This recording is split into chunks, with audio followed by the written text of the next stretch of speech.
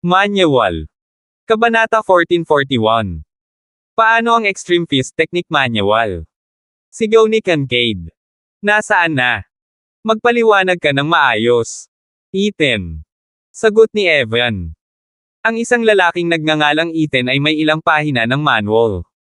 Sinimulan niya ang Extreme Martial Arts Academy sa Greencliff at pinapayagan ang sinumang sasali sa akademya na tingnan ang mga pahina nito. Kinagat niya ang kanyang mga ngipin at ibinuhos ang lahat ng impormasyong alam niya. Agad na tumahimik ang buong hall. Maaari mo ring marinig ang isang pin drop. Bukas ang mga pahina para makita ng iba. Hindi rin alam ni Kincaid ang sasabihin. Walang mas nakakaalam kaysa sa reclusive clan na ito tungkol sa kung gaano kahalaga ang manual. Bagamat hindi gaanong pinag-uusapan ang mga galaw sa manual, ang tunay na kahulugan ng manual ay hindi nakasalalay sa mga galaw sa bawat pahina. Ang mapa sa likod ng kumpletong manual ay isang mahalagang piraso. At itong si Ethan ay talagang nagpapahintulot sa iba na tingnan ang kanyang pahina. Sinasabi mo bang pinayagan niya ang ibang tao na makita ang manual? Sa wakas ay binasag ni Kincaid ang kanyang katahimikan makalipas ang ilang sandali. Ito ba si Ethan? Baliw. Tumanggaw si Evan. Siya. Baliw talaga. Gusto niyang sabihin kay Kincaid kung gaano kalakas si Ethan at talagang pinakamagaling kahit sa mga advanced na Grandmaster. Ngunit ang sakit na kanyang dinanas ay nagpaikot sa kanyang mga mata at siya ay nawala ng malay. Itapon siya sa piitan para pag-isipan ang kanyang mga aksyon sa loob ng 3 buwan. Ang ekspresyon ni Kincaid ay mukhang hindi siya papayag. Parang hindi niya sariling anak ang taong pinarusahan lang. Gordon. Sigaw ni Kincaid.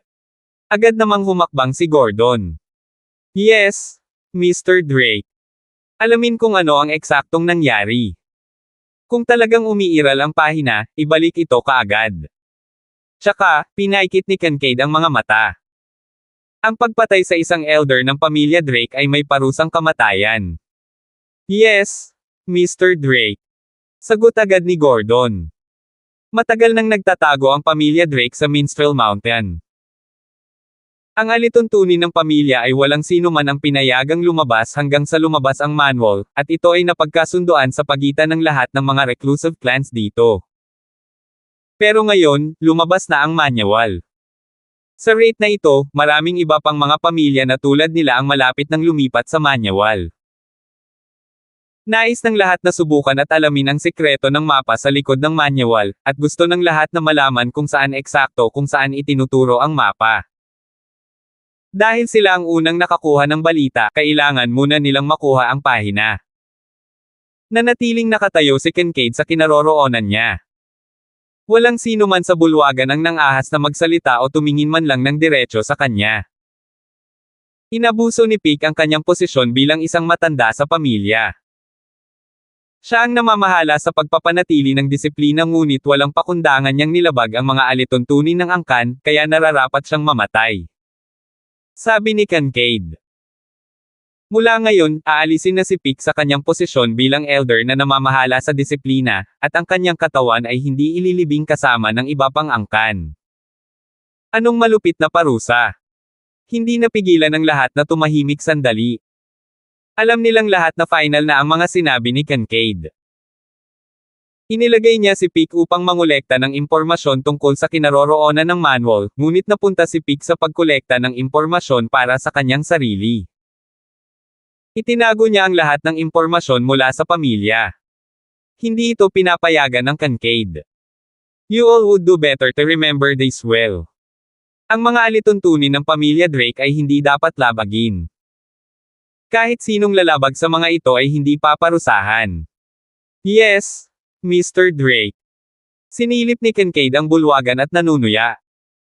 Ang kanyang masasamang tingin ay nagpang-inig sa lahat sa kanilang mga puso.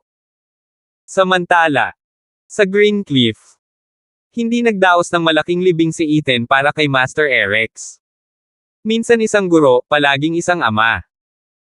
Ang pagkamatay ni Master Erex kay Ethan ay isang bagay na mahirap para sa kanya na tanggapin. Huwag kang masyadong malungkot. Dahil walang gustong sabihin sa iyo si Master Erex, ibig sabihin ay ayaw niyang malungkot ka sa problema niya. Hinawakan ni Dayan ang kamay ni Ethan at hindi niya alam kung paano pa siya i-comfort. Kabanata 1442. First time din ni Dayan na makaranas ng ganito. Ang lalaking ito ay isang taong nagpalaki kay Ethan at nagturo sa kanya ng mabuti. Imposibleng sabihin kung gaano siya kahalaga kay Ethan. Alam ni Dayan na si Ethan ay isang sentimental na tao na nagpapasalamat sa lahat ng sumuporta sa kanya. Kung hindi na siya babalik para hanapin siya dahil sa mga matatamis na binigay nito sa kanya 15 taon na ang nakararaan.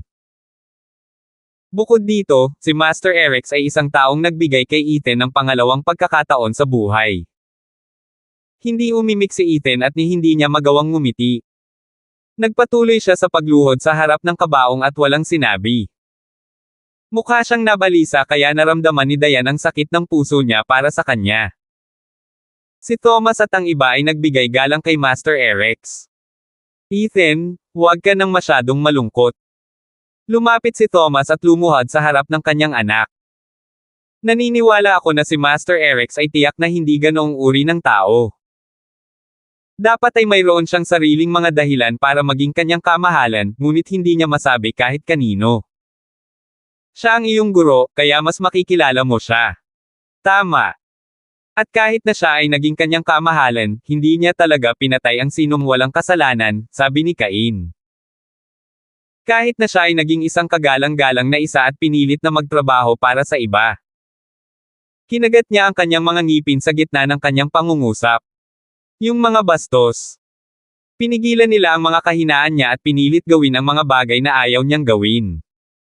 Mga hayop na to. Sino sila? Napatingin si Ethan kay Cain. The Drake family is among the reclusive clans, right? Napakagatlabi si Cain at tumango. Rosa Drake ang pangalan ng babaeng iyon. Dahil sinabi ni Master Erex na hindi niya ito mailigtas, kung gayon. Siya dapat ang ibig niyang sabihin. Sa oras na iyon, si Rosa Drake ay lihim na nadulas mula sa bundok at nahulog sa pag-ibig kay Master Erex sa unang tingin. Walang makakapigil sa kanila sa mundong ito, ngunit ang mga patakaran ng pamilya Drake. Pilit silang pinaghiwalay ng pamilya Drake. Ibinalik ni Pick si Rosa Drake at pinarusahan siya ayon sa mga alituntunin ng clan sa pamamagitan ng pagkukulong sa kanya sa piitan. Pagkatapos ay ginamit ni Pick ang pangalan ni Rosa para pilitin si Master Erex na magtrabaho para sa kanya at hanapin ang Extreme Fist Technique Manual. Bakit pa mapupunta si Master Erex sa landas na tulad nito? Lalong nanlamig ang mga mata ni Ethan. Ang kanyang titig ay parang 1,000 taong gulang na iceberg at nagdulot ng takot sa puso ng lahat. Biglang may lumipad na figure at bumagsak sa sahig, na muntik nang mabaligtad ang kabaong ni Master Erex. Agdamang namutla ang lahat sa hall. Ang mga mata ni Ethan ay napuno ng walang anuman kundi pagpatay. Nabalitaan ko na ang Extreme Fist Technique Manual ay kinuha ng lalaking nasa kabaong, kaya narito ako para tingnan kung kasama pa ba ito ng lalaking ito. Isang figure ang pumasok nang hindi nag-abala na maging magalang. Baka sa mukha ni Gordon ang pagmamataas. Napasinghot na siya sa pangalang Extreme Martial Arts Academy. Hindi siya naniniwala na isang ordinaryong tao ang magtitiis na gumamit ng ganoong pangalan. At lalo siyang nabigla nang malaman na nakahandusay na sa kabaong ang nagnakaw ng manual page. Parehong patay sina Pick at Daniel kaya malinaw na ang lalaking nakahandusay sa kabaong na ito ang pumatay kay Pick. Sino ka? Bumagsak ang ekspresyon ni Cain habang sumisigaw ng malakas. Paano mo nagagawang magdulot ng kaguluhan sa isang libing? Hindi mo ba iginagalang ang mga patay? Respeto. Langgam lang siya. Bakit ko siya irerespeto? Malamig na tawa ni Gordon habang pinagmamasdan ang mga tao sa kwarto. Saglit na huminto ang kanyang tingin kay Cain at Cyan, ngunit puno pa rin ng paghamak ang kanyang ekspresyon. Enough of this nonsense. I brought this body and the manual. Kinawian niya ang kanyang kamay at agad namang tumakbo ang mga nasa likuran niya patungo sa kabaong para kunin iyon. Bigla. Isang figure ang gumalaw na kasing bilis ng hangin at ang nakakatakot na nakamamatay na hangin sa silid na agad na nagyelo. Ilang suntok lang ang ginawa para mapalipad lahat ng lalaking papalapit sa kabaong. Lahat sila ay bumagsak ng husto sa sahig at namatay sa lugar. Tumayo si Ethan sa harap ng kabaong at malamig na tumingin kay Gordon. Ang sino mang maglakas loob na hawakan ng aking amo ay mamamatay. Kabanata 1443. Tumayo si Ethan sa harap ng kabaong ni Master Erex at ang buong katawan niya ay napuno ng pagpatay. May nangahas talagang pumunta dito para manggulo. Wala siyang pakialam kung sila ay mula sa pamilya Drake o kahit saan pa. Ang tapang. Agad na nagdilim ang ekspresyon ni Gordon nang makita kung paano naglakas loob si Ethan na pumatay ng mga tao mula sa pamilya Drake. Hindi mo alam kung ano ang makakabuti sa iyo. Muli niyang ikinaway ang kanyang kamay at mas maraming lalaki sa kanyang likuran ang naghanda para makipaglaban. Dayan, mabuti pang pumasok ka muna. Nakikita ni Thomas na mag-aaway sila, kaya gusto niyang kunin si Dayan, ngunit umiling si Dayan. Gusto kong manatili dito kasama si Ethan at hindi ko hahayaang may manggulo din dito. Pagkasabi niya nun, kumilos na si Ethan. The moment he moved, Cain, Cyan, Sean, Ivan. Lahat ng tao tumakbo pasulong. Maraming makapangyarihan at agresibong enerhiya ang bumungad sa kanilang nanghihimasok. Pero masyadong mabilis si Ethan. Gumalaw siya tulad ng isang dragon at ganap na walang takot, na para siyang natatakpan ng mabibigat na baluti. Mas nangingibabaw at mabangis ang kanyang mga suntok. Gumawa siya ng isang malawak na pag-indayog at hindi man lang nagpapigil. Walang nagawa ang mga nanghihimasok dahil lahat sila ay pinalipad sa unang suntok. Extreme Fist Technique. Lalong naging pangit ang ekspresyon ni Gordon nang makita niya ito. Agad siyang tumakbo nang walang pakialam sa kung ano-ano. Ano ang kaugnayan mo sa pagkamatay ni Peak? Ang dominanteng pamamaraan na ito ay ang bagay na pumatay kay Peak. Kung hindi ang patay na si Master Erex, si Ethan ang nasa harapan niya. Hindi kailanman naisip ni Gordon na ang isang ordinaryong martial arts practitioner ay makakaunawa sa Extreme Fist Technique. Siguradong may sariling manual itong si Ethan. Bumaba ang isang paa niya at sa isang iglap ay naabot niya si Ethan. Itinaas niya ang kanyang mga kamay at lumikha ng mga patong-patong na pressure na para bang siya ay isang crane na kumakalat ng mga pakpak nito at ang kanyang aura ay nakakatakot. Ang kanyang palad ay agad na naging parang isang napakalaking espada nang marahas itong umindayog patungo sa lalamunan ni Ethan. Pero hindi man lang umatras si Ethan na para bang hindi niya nakita ang palad na iyon. Sa halip ay nagsagawa siya ng isang tumpak na suntok. Bahagyang nagbago ang ekspresyon ng mukha ni Gordon at agad na binawi ang kanyang kamay nang magdesisyon siyang huwag atakihin si Ethan. Alam niyang kaya niyang tamaan si Ethan, pero bago pa niya magawa iyon ay umabot na sa puso niya ang kamao ni Ethan. Namatay si Peak dahil may sumuntok sa puso niya kaya sumabog ito. Hindi nais ni Gordon na kunin ang panganib na ito. Napaatras ng ilang hakbang si Gordon at mas alerto ang ekspresyon niya ngayon. Mabilis siyang pinalibutan ni Sean at ng iba pa. Bago ka dumating sa Green Cliff, hindi ka ba nagtataka kung anong klaseng lugar ito? Sigaw ni Ethan. Bukod dito, ito ang libing ni Master Erex. Ang libing ng Master. Bawal manggulo dito. Sa labas, pinalibutan ni Brother Geoff at hindi bababa sa 100 tao ang mga tauhan ni Gordon, habang ang 1,000 ay nasa labas ng akademya. Kapag nagalit si Ethan, lahat ng Green Cliff ay nagagalit sa kanya. Hindi lang si Kuya Geoff o yung pinakamalapit kay Ethan. Maging ang mga ordinaryong estudyante ay pare-parehong nagalit. Isang libing ang nagaganap at ang mga taong ito ay wala man lang pangunahing paggalang sa mga patay, kaya hindi nila hahayaan ang mga nanghihimasok na ito. Nakaramdam ng matinding pressure si Gordon sa kanyang sarili. Sapat na ang isang Ethan para maging alerto siya. Hindi niya inaasahan na ganito kagaling si Ethan. Isang beses lang silang nagpalitan ng suntok, pero naramdaman na niya na napakalakas talaga ni Ethan. Ang agresibo at dominanteng suntok na iyon ay tiyak na hindi mahina. Higit pa rito, ang mga taong nakapaligid sa kanya sa kasalukuyan ay pawang mga lihim na mahusay na martial artist. Ang bilog ng martial arts ay humina sa paglipas ng mga taon, ngunit mayroon pa ring napakaraming mahusay na mga mandirigma sa lungsod. At lahat ng mga taong ito ay talagang nagtipon sa Extreme Martial Arts Academy na ito. Pinaikit ni Gordon ang kanyang mga mata at biglang napagtanto na pinayagan ni Ethan ang mga estudyante dito na tingnan ang manual ng eksakto upang maakit ang lahat ng malalaking manlalaro sa martial arts circle na pumunta dito. Siyempre lahat ay interesado sa manual. Galing ako sa pamilya Drake. Malamig na tumawa si Gordon at tumingin sa lahat ng nasa paligid niya. Alam mo ba kung ano ang kahalagahan ng pamilya Drake? Kabanata 1444. Tumingin si Ethan kay Gordon at dahan-daang naglakad palapit sa kanya. Magaan siyang naglakad, na para bang natatakot siyang may istorbo ang tulog ni Master Erex. Ngunit bawat hakbang ay parang mabigat na martilyo na tumatama sa puso ni Gordon. Dahil sa titig ni Ethan, bumilis ang tibok ng puso ni Gordon. Isang reclusive clan, hindi ba? Tumingin si Ethan kay Gordon at hindi tumigil sa paglalakad. Pamilya ni Drake.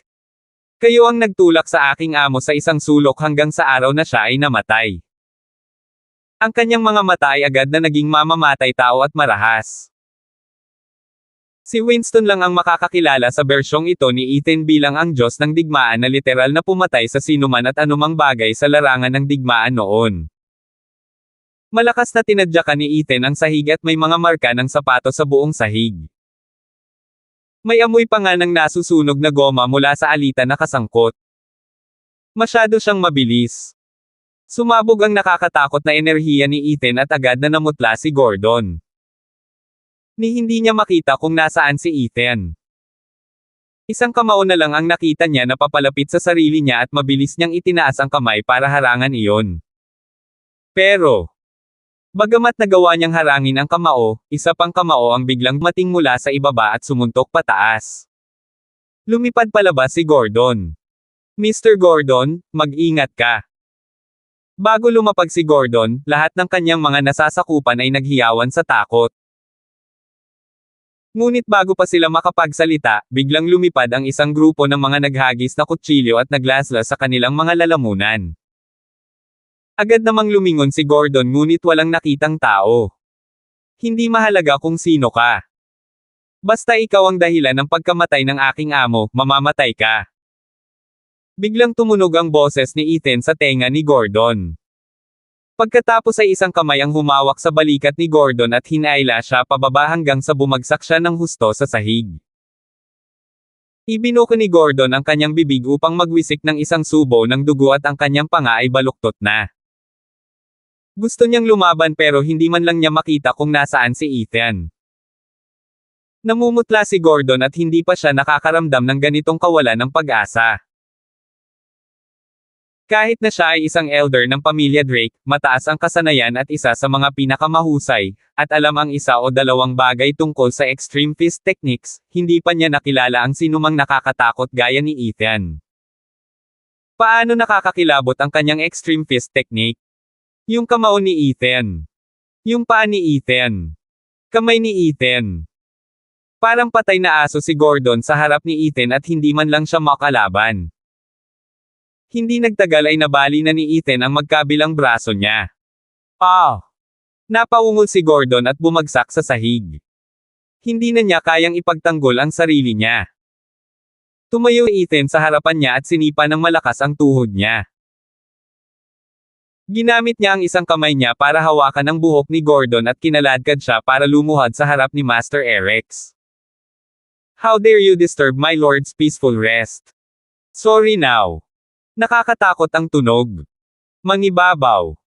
Makapangyarihan. Malupit.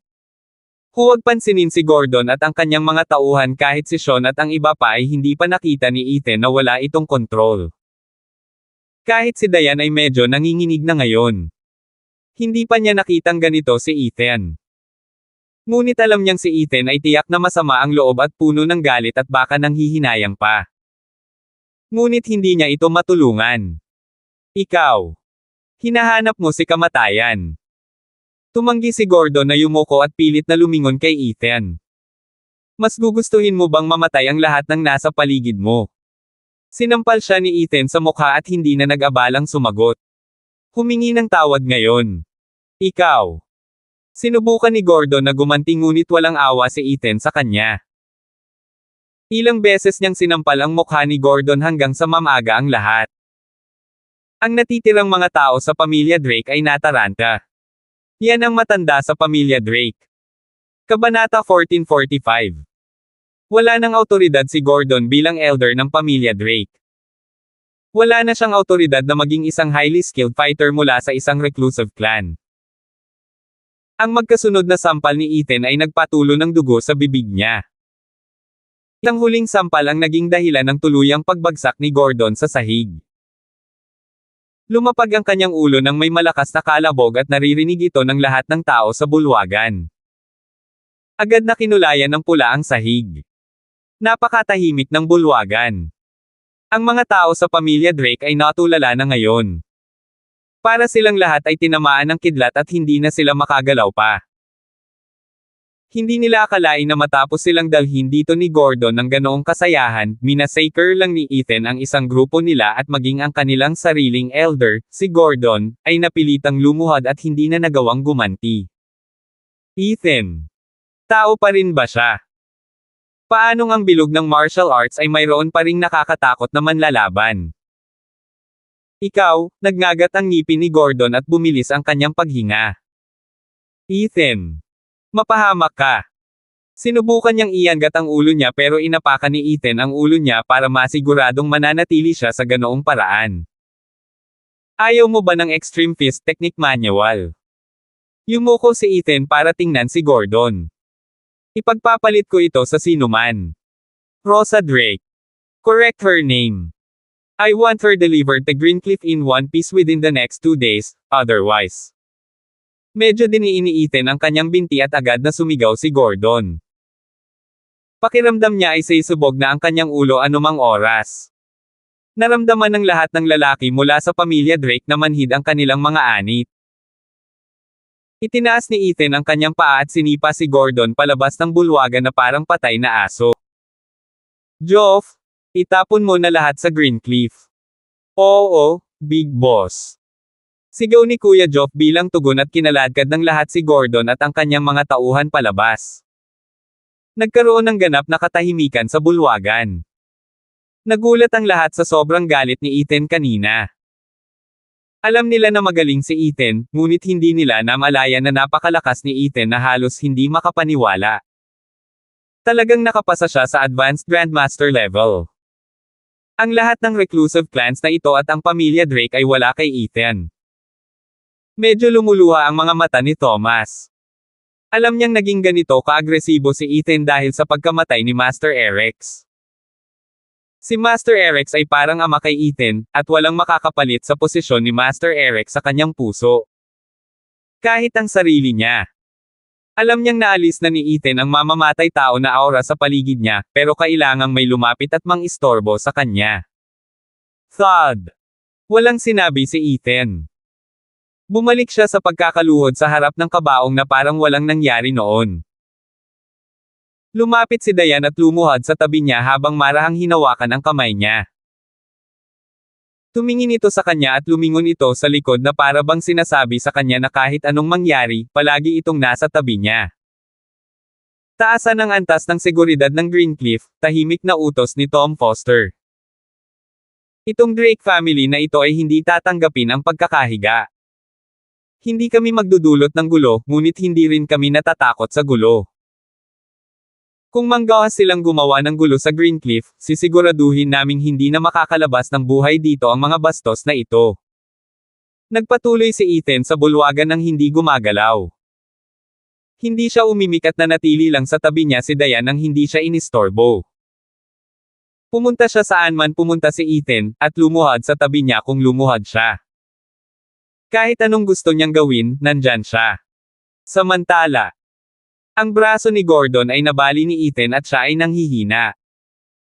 Pinoprotektahan siya ng kanyang mga tauhan hanggang sa bundok Minstrel.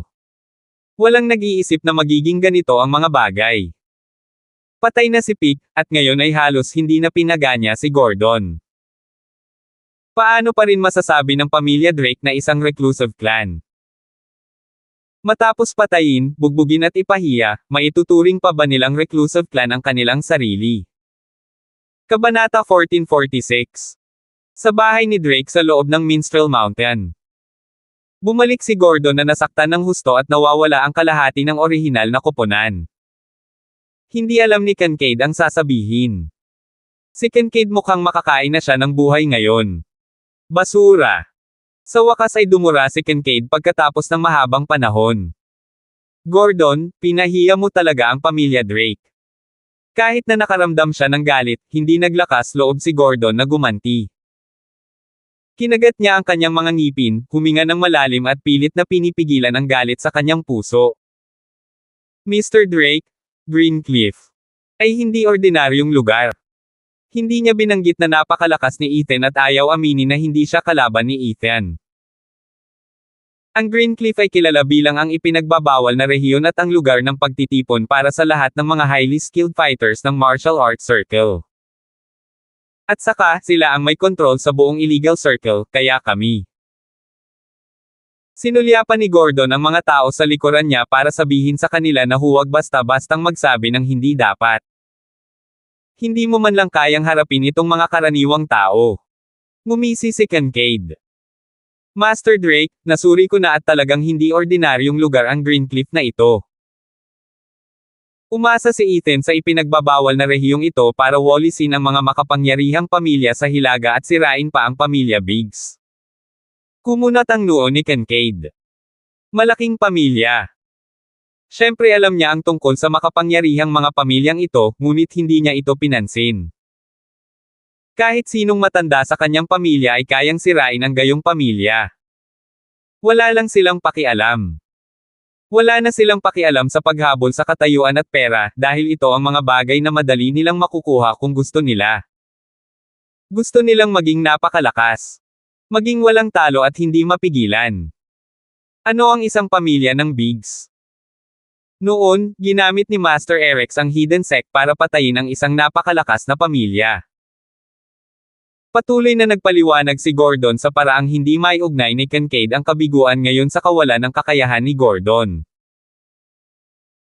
Si Ethan ang nagsimula ng Extreme Martial Arts Academy at inilagay ang mga manual nito, kaya marami siyang na-attract na magagaling na manlalaban sa martial arts circle, kasama na ang ilang advanced grandmasters, mabilis niyang dagdag. Walang paraan na makakalaban ko ang napakaraming mag-isa. Paano ang manual? Sinubukan ni Kincaid na pigilan ang kanyang galit. Maaari niyang pag-usapan ang tungkol kay Gordon na ipapahiya ang angkan mamaya. Paano naman ang manual? Manual lang ang gusto niya. As far as I know, may nagnakaw ng page na meron si Ethan at yung naka-display ngayon ay peke. Pero yung patay na si Lord Erex. Napatingin si Gordon kay Kincaid. Malamang nasa kanya. Hindi man lang sigurado si Gordon kung nasa Greencliff ang manual. Bumagsak si Kincaid sa bubong. Si Gordon ay nasa paglalakbay na ito, ngunit hindi niya kayang lutisin ang gayong simpleng problema. Ano ang silbi ng pag-aalaga sa isang taong tulad nito? Alam ni Gordon na malapit nang sumabog ang Kincaid, kaya mabilis siyang nagpatuloy, pero sabi ni Ethan na kung gusto namin ang mga pahina, pwede niyang ibigay sa amin. Gusto niya lang may ipagpalit para sa mga pahina. Gusto niya ng kapalit ng page. Ngumisi si Kincaid. Ayaw niyang makipag-ayos, lalo na sa mga taong wala siyang karapatang makipag-ayos. Sino ang gusto niya? Rosa Drake. Napalunok si Gordon. Sinabi ni Ethan na gusto niyang ipadala si Rosa sa Greencliff sa isang piraso sa susunod na 2 araw at ibibigay niya sa amin ang mga pahina, kung hindi. Malakas na hinampis ni Kincaid ang mesa habang bumubulusok ang galit sa bubong. Ang kanyang mga mata ay sapat na upang pumatay. Nakakahiya. Angal niya. So this was all for that bitch, Rosa. Pinahiya at sinira ng babaeng ito ang reputasyon natin, kaya naawa ako sa hindi ko pagpatay sa kanya. Sino siya sa tingin ni Ethan? How dare he sue this woman? Puno ng galit ang mukha ni Kincaid at wala man lang puwang para sa negosasyon. Dahil mas gugustuhin ni Ethan na mamatay, kung gayon ang pamilya Drake ay lilipat mula sa bundok at siya ang unang papatayin natin. Kabanata 1447. Lilipat ba ang pamilya Drake mula sa bundok? Kinilig si Gordon at gulat na napatingin kay Kincaid. Dahil lumabas na ang Extreme Fist Technique Manual, lahat ng reclusive clans ay magiging interesado dito. Ang Drake family ang unang nakaalam, kaya walang paraan na pakakawalan nila ang ganoong magandang pagkakataon. Pero si Ethan. Hindi maiwasang tumibok ng mabilis ang puso ni Gordon nang maalala ang mga kakayahan ni Ethan. Mr. Drake. Iniisip niya kung dapat ba niyang ilihim ito o hindi. Maaaring siya ay parusahan ng Kincaid, ngunit ito ay mas mabuti kaysa magpadala ng mas maraming tao upang mamatay. Tumahimik ka. Galit na sigaw ni Kincaid. Walang kwentang tao ka. Kayo ang mga elder ng pamilya Drake, ngunit lahat kayo ay alam lang kung paano ipahiya ang angkan. Namula agad ang mukha ni Gordon sa sinabi ni Kincaid. Bumabalik na naman sa lalamunan niya ang lahat ng gusto niyang sabihin kanina. May sinabi si Kincaid ng ganito sa harap ng napakaraming tao sa bulwagan. Pagkatapos ng lahat, si Gordon ay isang elder. Ang mga matatanda ang pangalawa sa pinakamakapangyarihang posisyon pagkatapos ng ulo ng pamilya. Pero never silang tinatrato ni Kincaid ng ganon. Mr. Drake? We tried our best. Tahimik na sabi ni Gordon na may bakas ng galit sa boses. You tried your best and this is what I got. Akala ko tumatanda na kayong lahat. Ngumisi si Kincaid. Kung sa tingin mo ay hindi ka naangkop na maging isang elder, pagkatapos ay maghanda upang magretiro. Agad na bumilis ang paghinga ni Gordon. Galit siyang tumingin kay Kincaid at tumanggo na may kasamang malamig na ngiti. Mukhang may binabalak si Mr. Drake at hinaharangan ka ng mga katulad namin. Ang pagtataksil ni Pick kay Kincaid ay naging dahilan upang lubos na hindi magtiwala si Kincaid sa lahat ng matatanda sa angkan. Siya ay isang napakahinalang tao sa simula, ngunit siya ay itinatago sa dilim sa loob ng 20 taon. Dinala siya at dinaya sa loob ng 20 taon. Kahit hindi mamatay si Pick, personal siyang papatayin ni Kincaid. Malubhang nasugatan ka, kaya gusto ko lang na makapagpahinga ka ng mabuti at gumaling. Pinaikit ni Kincaid ang kanyang mga mata. Matapos marinig ang tono ni Gordon, mas naging sigurado siya na tama ang hula niya. Ang mga matatanda ng parehong henerasyon bilang kanyang sarili ay natalo sa labanan upang maging pinuno ng pamilya noon, at galit pa rin sila tungkol dito ngayon. Aidan. Tumawag siya. Lumapit ang isang lalaki at magalang na pinagsalikop ang kanyang mga kamay. Aidan, sa utos mo. Huwag kalimutan ang mga taong nagpahiya sa sinuman mula sa pamilya Drake. Sigaw ni Kincaid. Huwag hayaan na may pumatay ng sinuman mula sa pamilya Drake. At sa mga nagnakaw ng manual sa pamilya Drake. Spare. No. 1. Bawat salita na sinabi niya ay sobrang nangingibabaw. Para bang mga talom lang ng damo ang buhay ng ibang tao para sa kanya, at maaari niyang year-okan ang mga ito kung gusto niya. Napatingin si Kincaid kay Gordon at bakas ang lamig sa kanyang naninigas na mukha. Elder Gordon, malubha kang nasugatan, kaya manatili sa bahay at magpahinga. Hayaan ang mga bata na harapin ang lahat ng maliliit na bagay na ito. Walang sinabi si Curtin. Naikuyom niya ang kanyang mga kamao at may bahagyang masamang tingin sa kanyang mga mata. Aalagaan ni Kincaid ang kanyang anak na mag-isa at itulak sa gilid ang iba pang angkan. Si Kincaid ay may 4 na anak, sina Mallory, Aidan, Evan at Clifford. Bukod kay Evan, may mataas na pagpapahalaga si Kincaid sa 3 pang tao at mahirap sabihin kung sino sa kanila ang susunod na pamumuno ng pamilya. Ngunit tiyak na hindi ito si Evan. Kaya naman hindi man lang kumurap si Gordon nang parusahan ni Kincaid si Evan noong nakaraang araw. Pero ngayon, hahayaan ni Kincaid na umalis ng bahay si Aidan Drake para patayin si Ethan at bawiin ang manual. Umaasa ba siyang magtatagumpay si Aidan at maging susunod na padre de pamilya? Kung gayon, dapat akong magpasalamat sa iyo, Mr. Drake, sa pagbibigay sa akin ng pahingang ito. Walang ekspresyon ang mukha ni Gordon at malamig na kumikinang ang mga mata. Aiden is a young and promising man. With him around, who would dare challenge the authority of the Drake family? Kabanata 1448. Lumingon si Gordon para makita si Aiden Drake. Gusto ko lang ipaalala sa iyo na maraming highly skilled fighters sa Greencliff, at halos lahat ng advanced grandmasters ng martial arts circle ay nagtitipon sa lugar na iyon, kaya ikaw. Elder Gordon, salamat sa paalala, putol ni Aiden kay Gordon at tumingin sa kanya. Kami ay isang reclusive clan at kami na ang prima donna sa mga martial arts circles, kaya kami ay mas mahusay kaysa sa ibang mga sekta. Maraming taon na ang lumipas at ang martial arts circles ay nahulog sa pagkawasak. Ang isang reclusive clan na tulad namin ay hindi mas malala pa sa kanila, tama ba? Kung ikukumpara, ang pamilya Drake ay dapat maging mas malakas kaysa dati. Bakit tayo pinapahiya ng random na maliit na binhing iyon? Ang talagang ibig niyang sabihin ay ang ganap na pagkatalo ni Gordon ay isang kahihiyan sa pamilya Drake. Pero may pisngi pa rin si Gordon para ipaalala sa kanya. Sobrang naaliw si Aiden. Hindi nagalit si Gordon. Tumingin lang siya kay Aiden at tumango habang medyo natatawa, syempre, tama ka. Ngayon. Panahon na para bumangon ang kabataan. Matanda na ako. Matanda na ako. Marahas siyang umikot at naglakad palabas ng hall. Medyo naging solemn na ang atmosphere sa hall. Nanatiling walang ekspresyon sina Mallory at Clifford Drake. Dahil hinayaan ni Kincaid si Aiden na simulan ang simpleng misyon na ito, ibig bang sabihin ay gusto niyang bigyan ng mas mataas na pagkakataon si Aiden.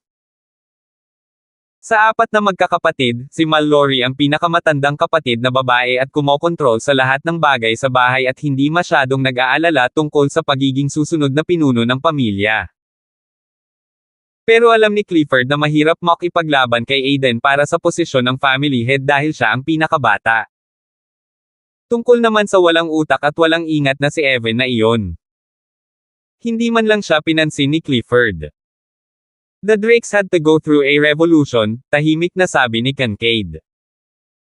Lumalabas na ang manual, kaya ito na ang pagkakataon natin. Kapag nalaman natin kung saan ang mapa sa likod ng mga manual na punto, ang pamilya Drake ay makakaakyat sa ibang antas. Napatingin siya sa lahat ng tao sa hall. Tandaan, ang mga balita tungkol sa ibabaw ng manual ay kakalat ng maaga o huli, at ang lahat ng mga nakakubli na angkan sa bundok na ito ay malalaman din ang tungkol dito. Kaya't kailangan nating makuha ang lahat ng mga pahina sa pinakamaikling panahon na posible. Naiintindihan mo ba ang ibig kong sabihin? Yes, Mr. Drake. Sabay-sabay na sagot ng lahat. Kumaway si Kincaid at humakbang pasulong ang bodyguard sa likod niya. Napakalakas ng aura sa paligid nila at halatang napakahusay nila. Bilang 12 pangunahing bantay ng pamilya Drake, kinakatawan nila ang kapangyarihan ng pamilya Drake. Aiden, kunin mo silang tatlo at ipakita sa kanila ang plaque ng pamilya Drake. Hayaan mo silang makita ang salitang Drake na ito. Isa itong clan na kayang walisin ang buong Greencliff at ang buong martial arts circle. Gusto kong gawin mo ang tatlong bagay. Ang mga mata ni Kincaid ay kasing lalim ng mga patay na bituin at puno ng pagpatay. Isa, patayin si Ethan sa pang-iinsulto sa pamilya ko. 2, sirain mo ang katawan ni Master Erex, dapat matagal na siyang namatay. 3, ibalik lahat ng manual pages. Naiintindihan ko. Magalang na sagot ni Aiden. Ang tatlong bagay na ito ay simpleng problema lamang. Hindi niya akalain na buhay pa pala ang lalaking nanakit sa kanyang tiyahin. Si Pick ay napakahusay sa pag-iingat ng mga sikreto. Talagang itinago niya ang lahat ng ito sa pamilya Drake sa loob ng 20 taon. Pero syempre, kung hindi dahil sa Master Erex na iyon, hindi masisira ng tiyahin niya ang reputasyon ng clan at hindi rin siya titira sa piitan ng clan. Babalik ako kasama ang ulo ni Ethan para hugasan ang kahihiyan na dinanas ng pamilya Drake. Bahagya siyang yumuko at naglakad palabas kasama ang 3 bodyguard na nakatalaga sa kanya. Gusto ni Ethan na ipadala nila si Rosa ng buo sa Greencliff sa loob ng 2 araw. Kaya niyang mangarap. Maaari bang humingi ng elepante ang langgam? Langgam lang ang langgam. Ang langgam na ito ay malinaw na labis ang pagpapahalaga sa kanyang sarili. Nakikita lang nila ang nakikita ng mga langgam, ngunit hindi nila alam na masayang dinudurog sila ng isang elepante sa pamamagitan ng isang paa. Kabanata 1449. Bumalik sa Extreme Martial Arts Academy. Nakaluhod pa rin si Ethan sa harap ng kabaong. Lumipas ang 3 araw. Nanatili si Diane sa tabi niya dahil alam niyang may kailangan si Ethan sa tabi niya ngayon at iyon ang kailangan niyang gawin para sa kanya. Kahit ano pa ang ginawa mo, palagi kang makakarinig ng mga bad comments. Napatitig si Ethan sa altar sa harap ng kabaong. Bakit hindi mo sinabi sa akin noon pa? Alam kong nag-aalala ka na baka makaklash ako sa reclusive clan na ito. Pero hindi mo ba naisip na babayaran ko sila sa pagtulak sa iyo hanggang sa kamatayan mo? Naikuyom niya ang kanyang mga kamao. Inayos na niya ang sarili niya. Hindi mahalaga kung ang taong ito ay Panginoon Erex o kanyang kamahalan, siya ay kanyang guro sa lahat. Siya rin ang taong nagpalaki sa kanya sa loob ng mahigit 10 taon, hinulma ang kanyang pagkatao at tinuruan siya ng martial arts. Kahit hanggang sa araw na siya ay namatay, ipinagtanggol pa rin niya si Ethan at nag-iisa ang lahat ng paghihirap at pagkabalisa. Pero hindi ba siya nagsisisi? Hindi niya mailigtas ang babaeng mahal niya kahit hanggang sa araw na ito ay namatay. Hindi gusto ni Master Erex na sundin mo ang kanyang mga yapak, sa palagay ko. Kinagat ni Diane ang labi at huminga ng malalim.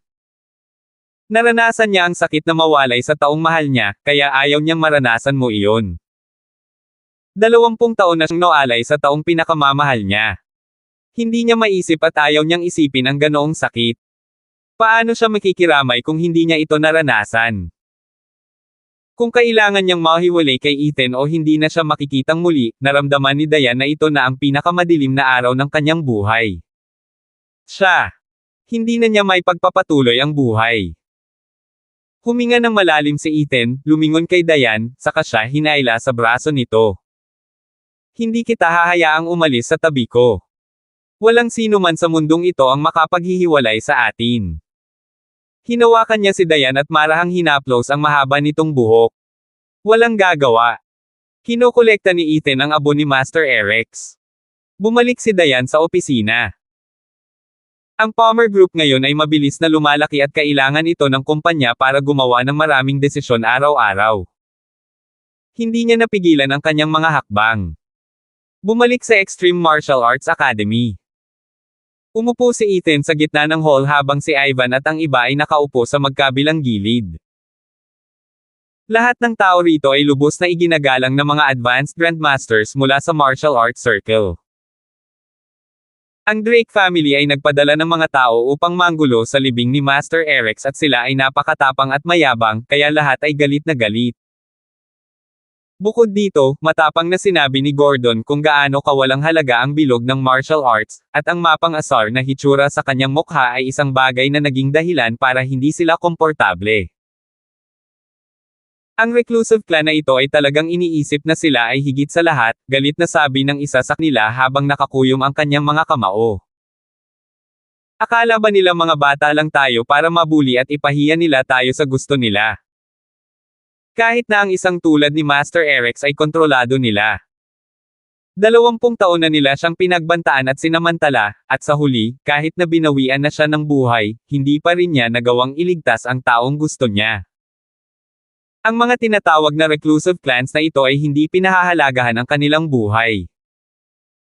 Tungkol ba ito sa pag-alis sa mundo para makakuha ng mas mataas na pananaw? Bullshit yan.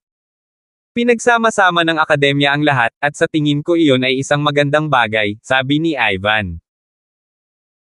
Masyadong matagal nang bumaba ang martial arts circle, kaya maraming tao ang minamaliit at gusto pa kaming ipahiya.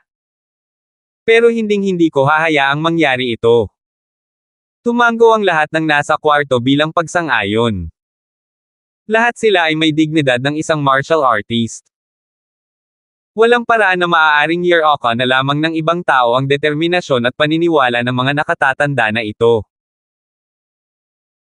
Tumingin si Ivan sa kanilang lahat at sinabing, lahat, si Ethan ang pinuno ng akademyang ito at ang pangunahing layunin niya sa pagtatatag ng lugar na ito ay upang ang bawat isa ay magkaroon ng lugar upang makipag-ugnayan sa isa't isa upang walang maiwanan mula sa bilog ng martial arts.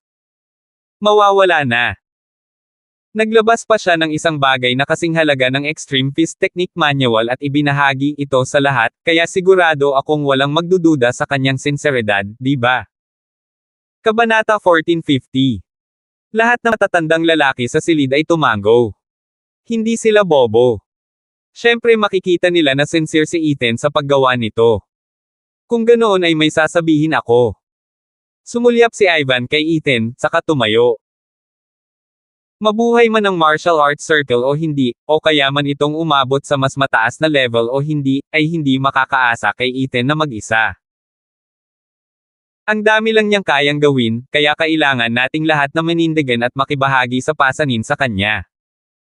Bilang pinuno ng akademya, ginawa niya ang lahat sa kanyang kapangyarihan. Para sa ating sarili, ang kailangan lang nating gawin ay ibigay sa kanya ang ating buong suporta at paninindigan sa kanyang tabi. Kahit anong desisyon ang gawin niya, Greencliff will always be his perfect backup at pinakadakilang suporta. Malakas niyang sinabi, sa ngalan ng pamilya Tanner, handa kaming suportahan si Ethan sa abot ng aming makakaya. 8-arm boxing side din. Susuportahan din ito ng panig ng shadow boxing. Susuportahan din ng palad ng kalaban.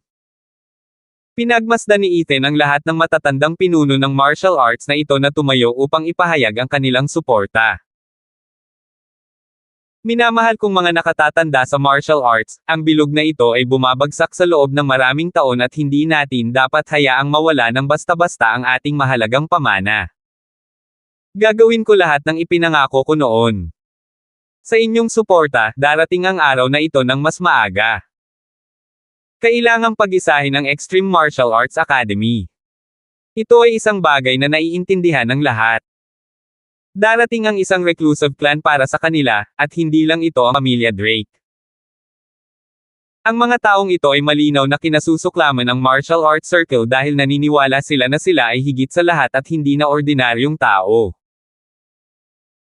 Kaya sa kasalukuyan, hindi lamang paprotektahan ng akademya ang kanilang sariling dignidad, kundi pati na rin ang dignidad ng buong bilog ng martial arts. Master Pangangaso. Mabilis na pumasok si Irving at binati ang mga nakatatanda bago tumingin kay Ethan. May tao dito. Nandito na ang mga taga-Drake family. Pinaikit ni Ethan ang kanyang mga mata. Kinuha nila siya. Walang palatandaan ng sinumang babae. Binabantayan din siya ni Irving. Mukhang wala sila rito para sa kapayapaan, at may ilang napakahusay na mandirigma. Bago niya natapos ang sasabihin niya, lumabas na si Ethan. Mr. Tanner, tumingin si Irving kay Ivan na may halong pag-aalala. Tatlo sa mga dumating na lalaki ay may kakaibang aura sa kanilang paligid at mukhang napakahusay nila, kaya natatakot ako na narito sila para manggulo. Nandito sila para manggulo. Ang umuusad na 8-arm fist grandmaster ay nanunuya at binasag ng malakas ang kanyang mga buko.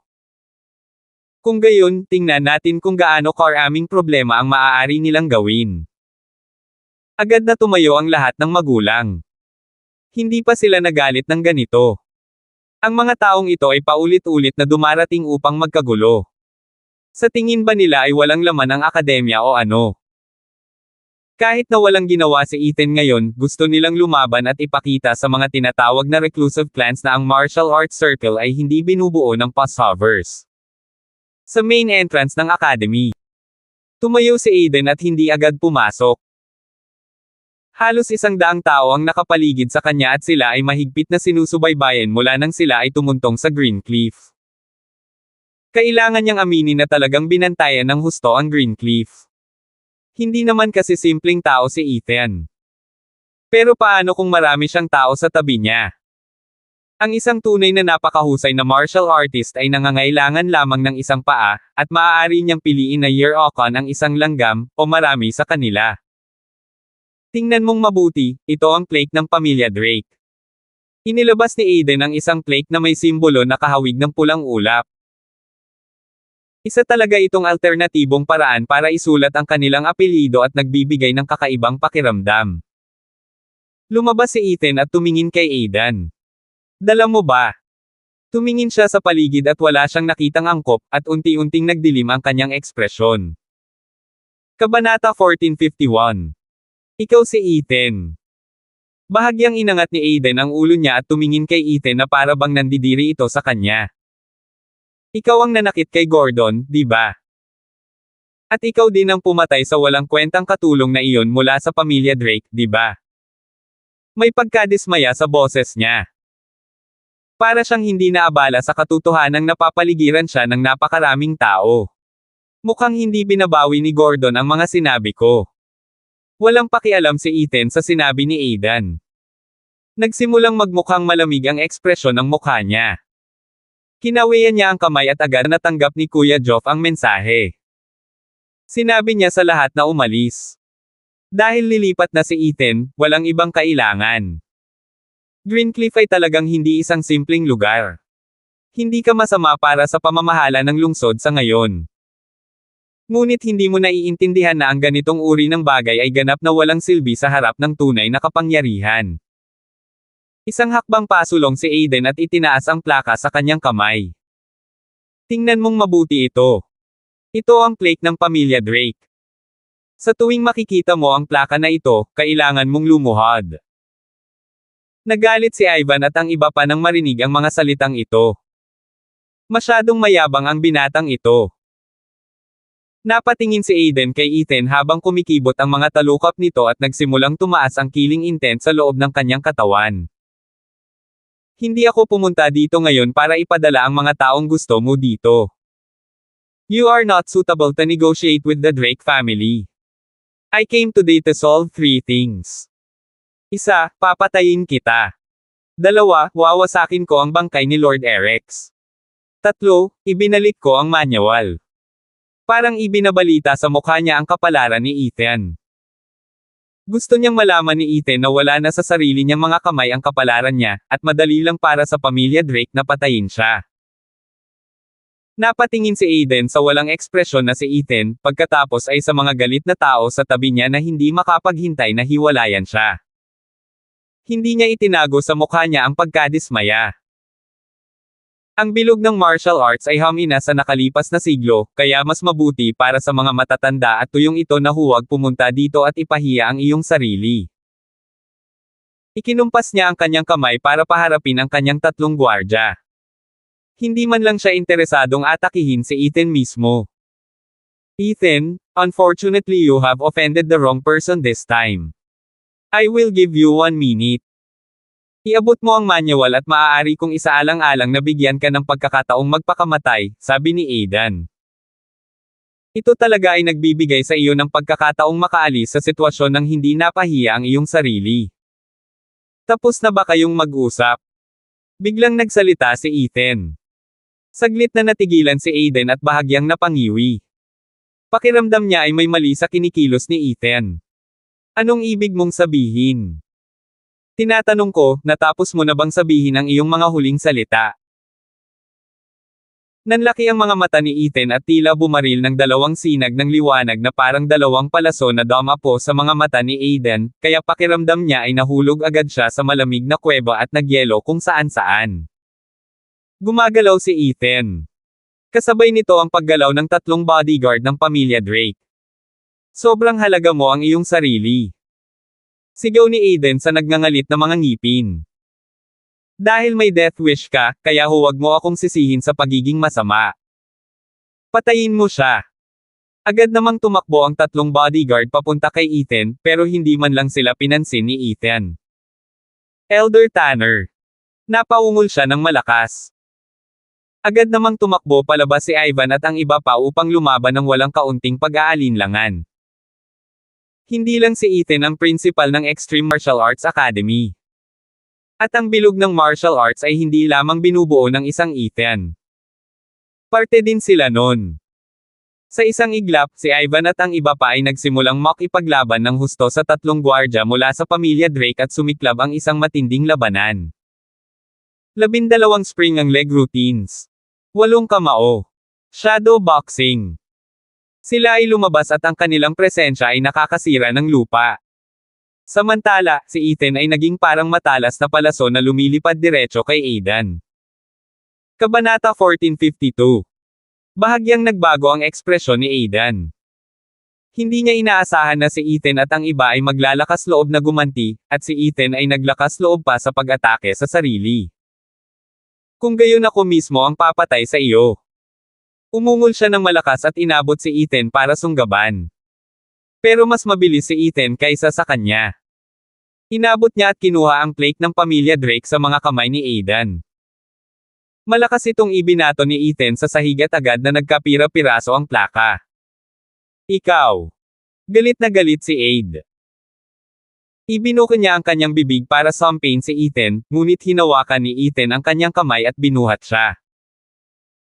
Sa sobrang lakas ng kapangyarihan ay hindi na makapagsalita si Aiden at pakiramdam niya ay parang lumulutang sa ere ang buong katawan niya. Maya-maya pa, bumagsak siya ng husto sa sahig. Si Aiden ay dinurog ni Ethan sa sahig. Sa sandaling iyon, nakaramdam siya ng matinding sakit na nagmumula sa kanyang mga laman loob, at umagos ang dugo mula sa kanyang ilong at bibig. Napaungol na lang siya at hindi nakapagsalita bago muling hinawakan ni Ethan ang braso niya. Sinimulan niya itong paikutin na parang baliw at paulit-ulit siyang hinahampas sa sahig. Nabali ang buto. Ni hindi niya alam kung aling buto ang nabali. Nakakabingi ang mga ungol at hiyawan ni Aidan. Matapos ang ilang pag-ungol, nahimatay siya sa sakit. Laking gulat ng tatlong bodyguard mula sa pamilya Drake. Hindi nila akalain na maglalakas loob si Ethan na maging malupit sa isang mula sa pamilya Drake.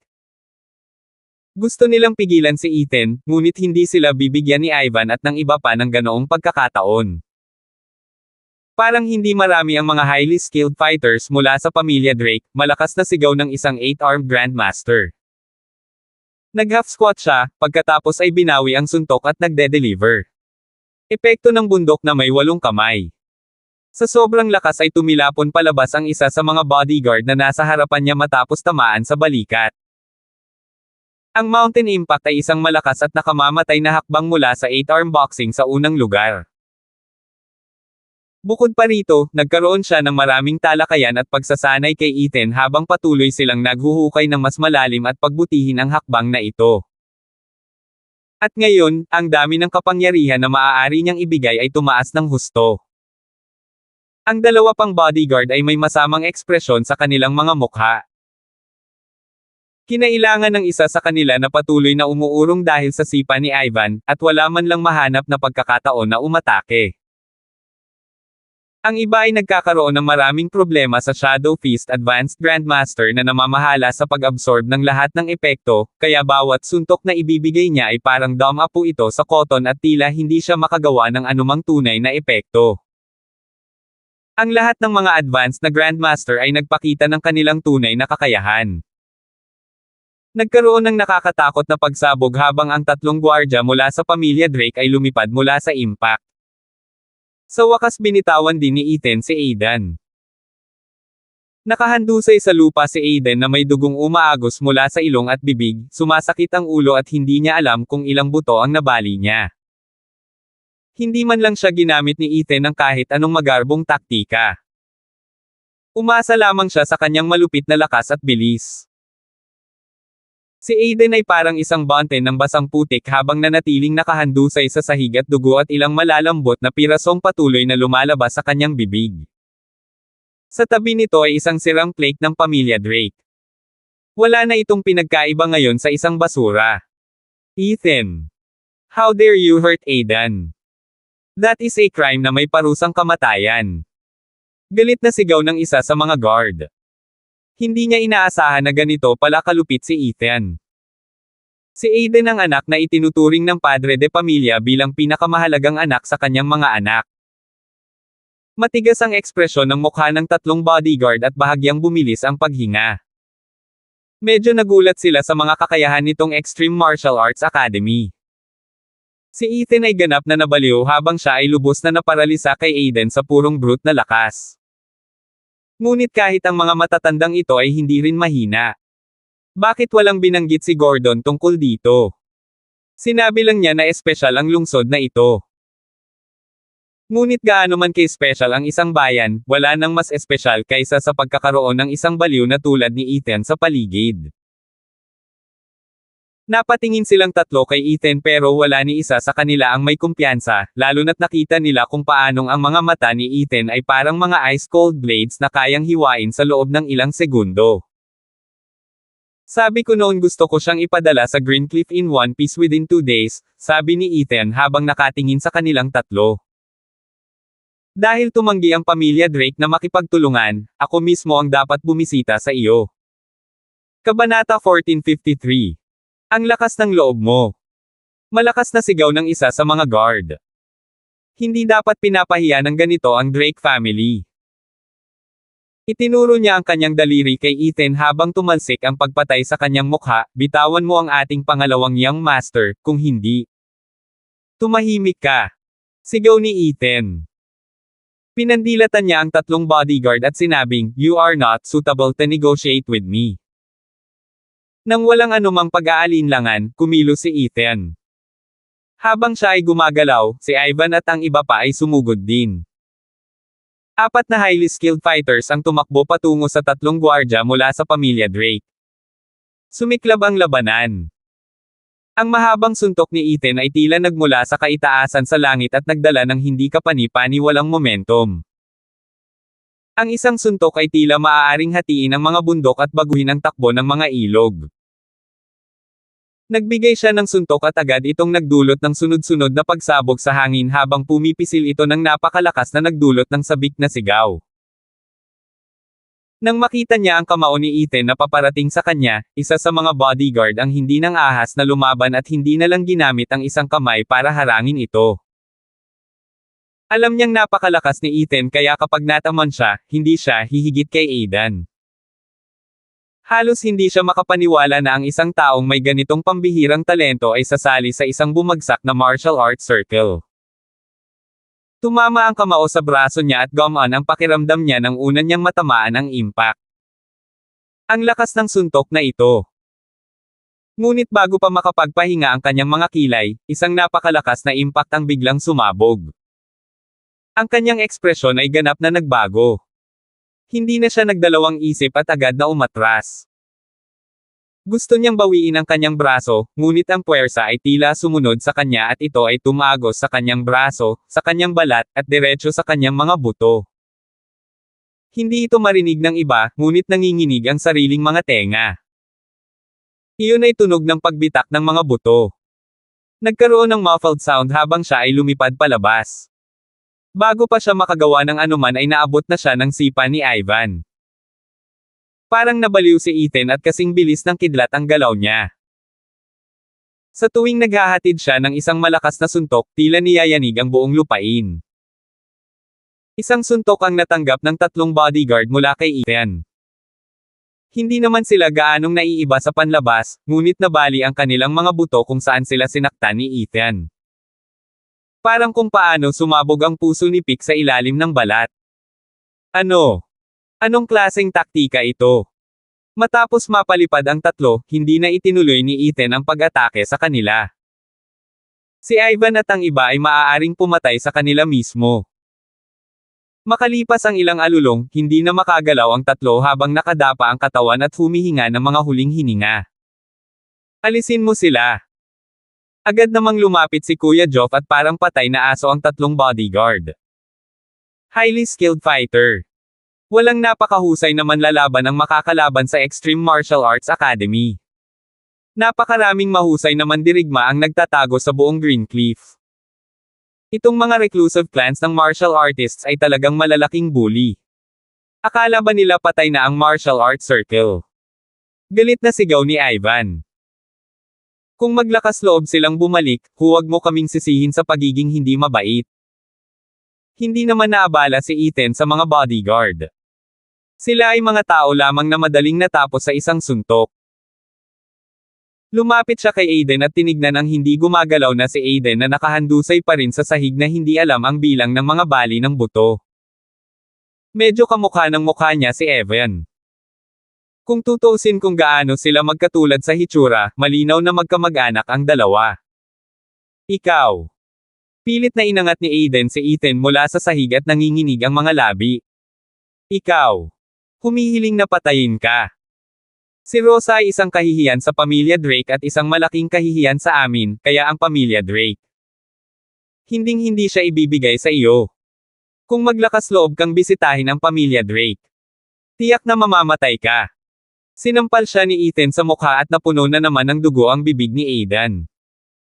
Isang kahihiyan. Just because she fell in love with my lord, napahiya niya ang pamilya Drake. Sensitive talaga ang pamilya Drake. Galit na sigaw ni Ethan. Hindi na talaga niya kinaya. Hindi niya alam kung saan nakuha ng pamilyang Drake na ito ang katawa-tawang sense of superiority. Kabanata 1454. At dahil masyado silang mayabang, at dahil minamaliit nila si Master Erex, dahil sila ay 20 taong gulang na. Ang kanyang amo at ang kanyang kasintahan ay puwersahang pinaghiwalay sa loob ng 20 taon, at si Master Erex ay binyantaan at sinamantala ng isang tao sa pamilya Drake sa loob ng 20 taon, at nagduso ng husto sa loob ng 20 taon. At ngayon, siya ay namatay ng kakilakilabot. Kailangan kong humingi ng hustisya para sa bagay na ito. Sinaman ng tingin ni Ethan si Aiden. Kung tatanggi ang pamilya Drake na managot, sisiguraduhin kung sila nga. Tapos hindi niya pinansin si Aiden. Ang taong ito ay walang silbi ngayon. Wala siyang pinagkaiba sa isang patay na aso. Tumayo si Ethan sa entrance ng Extreme Martial Arts Academy at tumingin sa paligid sa mga tao sa paligid. Bukod sa mga taga Greencliff, mayroon ding mga bagong estudyante ng akademya. Napanood nila si Ethan at ang iba pa na pinatay ang lahat ng mga napakahusay na manlalaban na ito mula sa mga reclusive clans. Bago ito palagi nilang iniisip na ang mga highly skilled fighters mula sa reclusive clans ay maaaring mapanatili ang kanilang mataas na katayuan dahil sila ay talagang mas mahusay kaysa sa mga tao sa martial arts circle. Pero ngayon, 2 beses na silang ibinagsak ni Ethan sa lupa. Hindi mahalaga kung si Gordon o si Aiden na may plaka ng pamilya Drake. Walang nakitang pagkakaiba si Ethan. Hanggat sinusubukan nilang gumawa ng gulo sa Greencliff, kailangan nilang bayaran ang presyo. Ang Greencliff ay isang restricted area. Nangyari ito sa nakaraan, umiiral pa rin, at iiral pa rin sa hinaharap. Pinalibutan nilang lahat si Aiden at walang tumitingin sa kanya ng may respeto o takot. Ang ilan sa kanila ay mukhang gustong lumaban. Para bang umaasa sila na mas maraming tao mula sa pamilya Drake ang maaaring dumating para makalaban nila sila ng personal.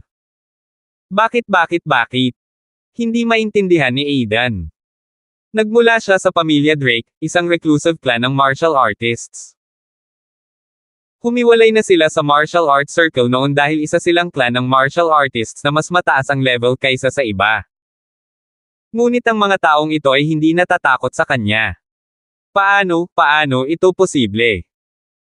Nakahiga si Aiden sa sahig at naramdaman ng kanyang mga mata ang unti-unting pagdilim ng asul na langit. Ang panggigipit na naramdaman niya ay nakasusuffocate at nagparamdam sa kanya ng labis na hindi komportable. Namilog ang mga mata niya at nawala ng malay. Samantala, sa tirahan ni Drake sa loob ng Minstrel Mount, nakahiga si Gordon para magpahinga sa loob ng sariling study.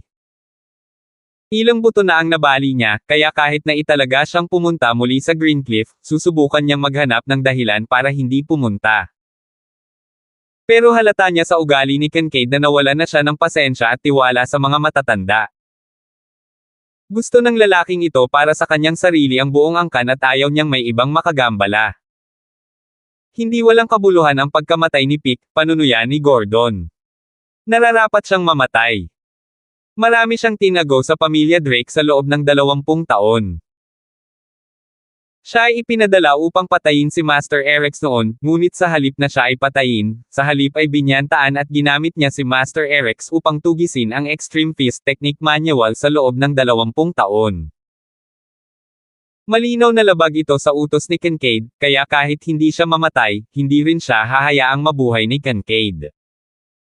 Ngunit si Kincaid ay isang likas na kaina-hinalang tao. Sapat na ang One Peak para mawalan siya ng tiwala sa iba.